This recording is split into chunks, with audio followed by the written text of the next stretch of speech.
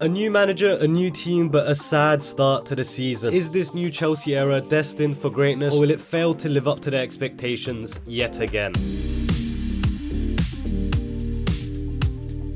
It's been an eventful 2 months for Chelsea while I was away on holiday. After appointing Pochettino as the new Chelsea manager, we've had a brilliant pre-season, winning ourselves the Premier League Summer Series trophy quite nicely, but we've also picked up a few injuries. Christopher Nkunku's got a knee injury and is now out for a couple months. Wesley Fofana is recovering from an ACL surgery, meaning we won't be seeing him anytime soon. And Reece James was recently handed the captain's armband by Pochettino, but he's had to let it go because, surprisingly enough, he's also injured. In other news, Chelsea have managed to absolutely scam Arsenal and United for over £125 million. Yes, I'm talking about both Kai Havertz and Mason Mount. You can say what you want, but in my opinion, 65 million for this lanky twat is abysmal. And don't even get me started on Mount. 60 million for Mason Mount after last season.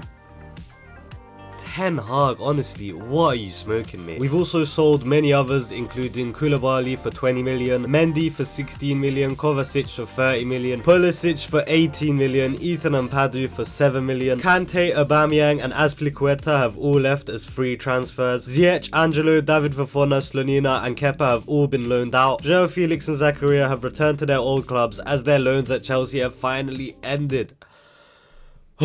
Now, you may have noticed that we lost a lot of players this summer, but do not fear because Todd Bowley is still here. Yes, that's right, the madman has done it again. Almost 400 million spent so far this summer, and I don't even think he's finished. A record-breaking 150 million for Caicedo, 60 million for Lavia, 50 million for Nkunku, 38 million for Disasi, 32 million for Nicholas Jackson. This man is burning through millions just because he can. So in summary, we have a new manager, we have loads of players coming in and loads of players going out. We've also picked up some devastating injuries on some of our best players. So with all this in mind, let's now take a look at how we got absolutely battered by a 10-man West Ham. The first half was not too bad. We gave away a free header early on, but Chukwuemeka equalised with a silky flip-flap finish. Amazing goal for the 19-year-old. He unfortunately got injured by half-time and was replaced by Mudryk, who just didn't do anything special for the 45 minutes he was played, which is funny because after halftime no one really done anything special. The whole team was lacking confidence. The only player that I can confidently say played his best tonight was Raheem Sterling. I mean, if you watched the game, you already know what I'm on about. This man was untouchable. He was dribbling through the West Ham players like they were a bunch of mannequins. He even went and won us a penalty, which Enzo Fernandez poetically failed to convert. Personally, I'd have let Nicholas Jackson take the pen. That's definitely not because I have him in my fantasy Premier League team. Later into the game, and Antonio scored a goal which just exposed our defense and made us look like an absolute joke. He beat Colwill and Disasi in a 1v2 and then slotted the ball away, making it 2-1. A very sad goal to concede. About 70 minutes in and West Ham were down to 10 men as Aguero got his second yellow card, so you'd think that Chelsea would now have the advantage, but I'm being dead serious when I say this. We started playing worse. In fact, Caicedo ended up giving away a penalty on his debut, ending the game at a disappointing 3-1. In that second half, the defense was sloppy, the attacks were pretty much useless, and the midfield was dead asleep. Malo Gusto done alright as Reece James' replacement, and Sterling was our only real attacking threat. The way we passed and rotated the ball was also quite nice, but that's about it. I think it's very clear that Pochettino's Chelsea is missing Nkunku, and they're missing him badly. Not only did he fit in perfectly to the team during pre-season, but he also helped influence the other players massively. He essentially led the Chelsea attacks and was exactly what Pochettino wanted and needed. Without him, this new Chelsea era could very well be a flop. So is that it? Is this just going to be a repeat of last season?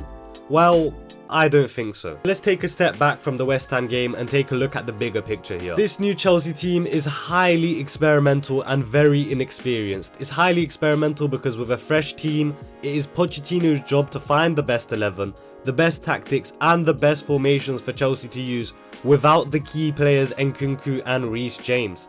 Meaning he's going to have to experiment a lot in order to find what works. I also say the team is very inexperienced, but in two ways. The first being that the team is very inexperienced with one another. There's a lot of big talents here, but the chemistry is non-existent as the team is really new. The second reason as to why I say this team is inexperienced is because it is exceptionally young. This isn't necessarily a bad thing because young players have a lot of potential, but if a team wants guaranteed wins, then they're gonna have to have some more experienced and reliable players either in the starting 11 or on the bench, just in case the youngsters don't live up to their expectations. Chelsea in this sense have a young starting 11 and a young bench, so the inexperience in the squad is very worrying. If we don't fix up by game week 4, then we're gonna struggle a lot this season. I hear a lot of people talking about us spending near $1 billion and not managing to beat a 10-man West Ham, so I'm just gonna go ahead and say it. We are definitely overspending. There's no doubt about that. But this shouldn't discredit all our players and our team. Enzo Fernandez and Moises Caicedo for over 100 million each is a robbery, but this doesn't mean they're bad. I can guarantee you that once these two start linking up together in the midfield, it's gonna be beautiful. The addition of Lavia and Ugochukwu will also help improve the midfield drastically, meaning that area of our team is of no concern to me. Malo Gusto and Ben Chilwell are amazing fullback options, and the rest of our defense is pretty solid, with Disasi, Thiago Silva and Levi Colwill all at the ready. We have Sanchez in goal, who is decent, and in the attack we have Sterling, Madueke, Nicholas Jackson and Mudryk. So we are a pretty solid team right now, no matter the price tags and disregarding all the injuries. When James and Nkunku return, that's when we'll be at our strongest, but for now,